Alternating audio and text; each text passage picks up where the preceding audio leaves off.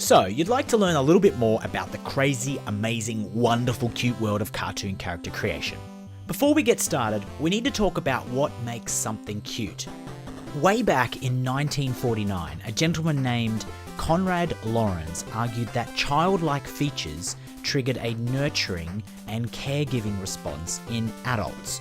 Later studies confirmed that infantile pictures, or cute pictures, increased brain activity in the orbital frontal cortex.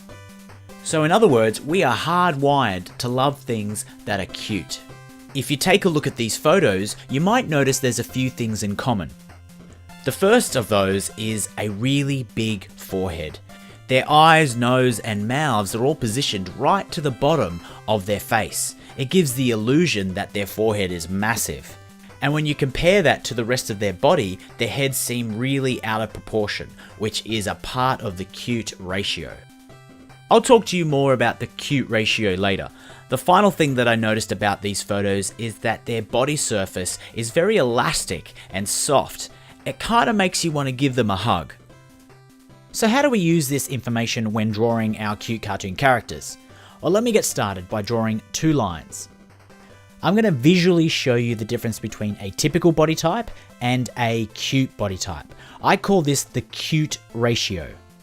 And as you can see, I'm going to measure out 10 centimeters for each of these lines, just to make it easier when we're dividing up the different body parts. So for a typical body, if you measured out the various body parts, so the head, the torso, and the legs, or the limbs, these are the percentages that would be measured. 20%, 35%, and 45%. But for a cute styled or a kawaii styled character, you'd allocate 65% to the head and 35% to the lower half. The reason why I don't break out the legs into a percentage is because if you're drawing a character like a cat, the legs are usually within that torso area and not on their own. Okay, so here is the typical body shape. You've got your head, your torso, your legs, your arms, and all the associated joints.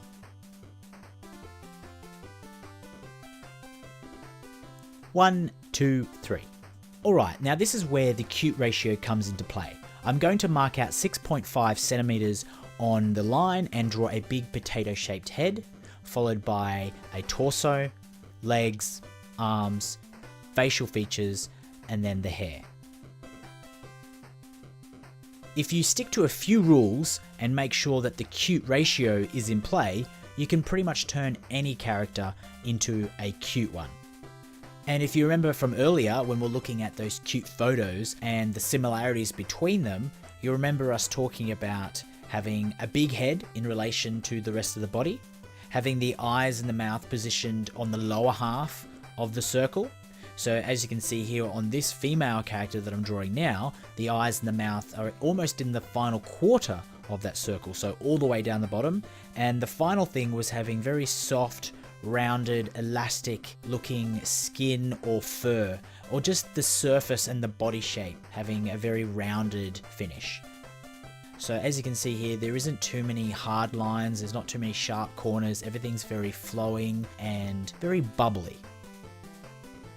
So there we have what I feel is the anatomy of cute, using the cute ratio and 3 rules that should keep all of your characters looking as cute as possible. In these lessons, I'm going to cover off how to take this particular character from a sketch all the way to coloring and shading. And we're also going to be talking about how to draw heads, eyes, mouths, bodies, arms, legs, and of course hair and headwear. Of course, we're going to be looking at how to draw male characters as well, animals, and a few other things in between. Let's get started.